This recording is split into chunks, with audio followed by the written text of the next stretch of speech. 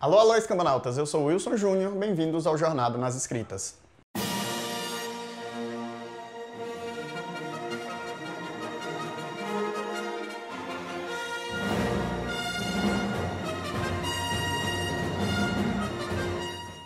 E hoje nós vamos falar sobre estrutura dos 3 atos. Esse vídeo, esse tema, estruturas narrativas, vai ser dividido em 3 partes. Eu vou falar primeiro nesse aqui sobre estrutura dos 3 atos, depois eu vou falar sobre a estrutura dos 7 pontos e por fim eu vou falar sobre como você montar uma estrutura para você, para sua história. Eu sei que parece bobo, mas entender formalmente como é que você estrutura uma história, uma narrativa em 3 atos, pode ajudar muito a resolver uma série de problemas como bloqueio de criatividade. Quando você organiza um pouco a sua história ou você se planeja um pouco, você evita esses acontecimentos na sua escrita. Estruturas dos 3 atos. É a estrutura mais popular, mais comum. Mesmo que você não tenha uma noção técnica de como funciona essa estrutura, as narrativas que a gente assiste, seja no cinema, seja em seriado, seja em livro, elas costumam, em sua grande maioria, serem estruturas de 3 atos. Isso faz com que a gente meio que de maneira inata entenda como organizar uma história, né? Basicamente, a estrutura dos 3 atos é começo, meio e fim. Apesar disso, existem alguns conhecimentozinhos que podem te ajudar a entender melhor essa estrutura e como você utilizar ela para organizar uma história que você está querendo escrever. Por exemplo, o primeiro ato. Quais são as informações que você tem que passar para o seu leitor no primeiro ato? Bem, o primeiro ato é o setup. É onde você vai estruturar a sua narrativa. Você vai construir a base da sua narrativa. Aqui você vai apresentar o seu protagonista, você vai apresentar seu antagonista e você vai apresentar o seu problema. Coisas sem as quais uma história não existe. Obviamente, o seu antagonista não necessariamente precisa ser um personagem. Ele pode ser justamente o problema que o personagem vai ter que enfrentar.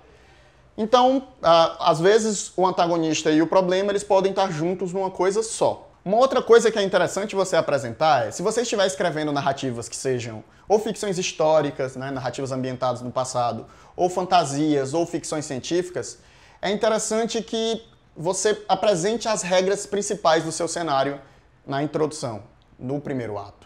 Para que o leitor ele já fique familiarizado com o que é aquele mundo e o que se trata, e se tem alguma coisa, sei lá, regras de magia, algum objeto de ficção científica, uma nave, uma coisa, é importante que o seu leitor saiba como aquilo funcione, para que, caso você precise de uma solução ou que isso seja uma ferramenta no final da narrativa, o leitor não se sinta traído, como se você estivesse usando um Deus Ex Machina para poder resolver a situação da sua história. O segundo ato ele é um pouco mais complicado, porque como ele ocupa mais ou menos 50% da narrativa, ele é basicamente tudo, né? É basicamente a história inteira acontece dentro do segundo ato. Mas existem algumas dicasinhas que eu posso dar no que diz respeito a informações que são importantes de ter e fatos que devem ser importantes de acontecer dentro do segundo ato. Uma coisa muito importante que tem que acontecer no segundo ato é a mudança do personagem. Normalmente você vai apresentar algumas características e algumas atitudes ali na introdução. A gente conhece o seu protagonista. Porém é interessante que haja uma virada, porque existe um problema acontecendo, um problema que está conduzindo a história. E o personagem vai ser afetado por esse problema, e é interessante que ele mude. No início do segundo ato, o personagem começa normalmente sendo muito passivo, né? Ele é reativo, ele age de acordo com o que está acontecendo com ele. Isso normalmente é assim no começo do segundo ato. Para o final do terceiro ato, é interessante que o personagem mude essa postura e ele se torne ativo, tentando ele buscar a solução para o problema, tentando ele transformar a história. Então isso talvez seja uma característica importante que você pode trabalhar dentro do segundo ato.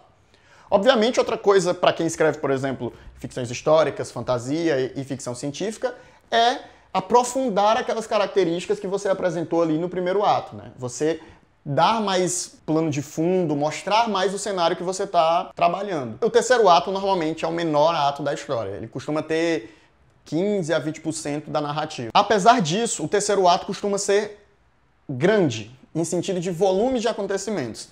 Você pode prestar atenção em filmes, em livros, em séries que você assiste. Muitas vezes, o primeiro e o segundo ato, eles estão montando as peças de um tabuleiro.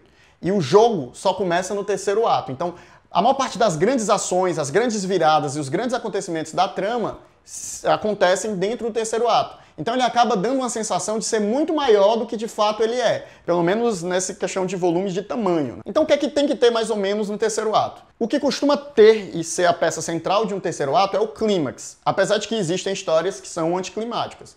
O clímax seria o ápice da tensão da sua narrativa. Ora, eu estava falando que no primeiro ato você tem que estar apresentando um problema. Esse problema normalmente ele vai ser a unidade de efeito que vai guiar a sua narrativa. A unidade de efeito é essa célula de tensão que vai conduzindo a história e vai fazendo os personagens andarem, vai fazendo a narrativa prosseguir e vai fazendo você como espectador se sentir agoniado enquanto está assistindo aquela história. E essa tensão é interessante que ela vá gradativamente aumentando. Às vezes, no segundo ato, acontece uma queda de tensão. E essa queda é proposital, porque quando chegar no terceiro ato, a tensão ela vai atingir o seu ápice. E isso faz com que cause um choque no seu leitor. O terceiro ato é o momento de você finalizar a história. É o momento que o protagonista vai se confrontar com o antagonista e vai solucionar o problema. Ou ser consumido por ele. Nem toda narrativa tem um final feliz. Ou muitas vezes ele vai sofrer consequências, ele não vai ser consumido inteiramente, mas ele vai ter que lidar com as consequências do problema, mesmo ele tendo solucionado ele. Mas, de modo geral, o terceiro ato é isso. É um momento que, apesar de curto em tamanho, ele é grande em conteúdo. É grande nos fatos que acontecem na narrativa.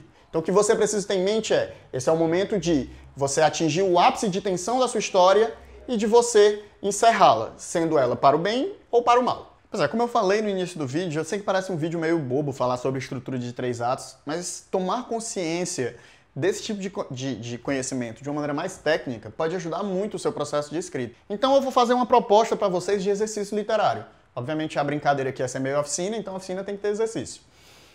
Vocês vão pegar alguma ideia que vocês têm na cabeça aí, que vocês estão matutando, ruminando, e vão colocar numa estrutura dessa. Vocês vão descrever uma pequena cena para o primeiro ato, 2 cenas para o segundo ato e uma cena para o terceiro ato.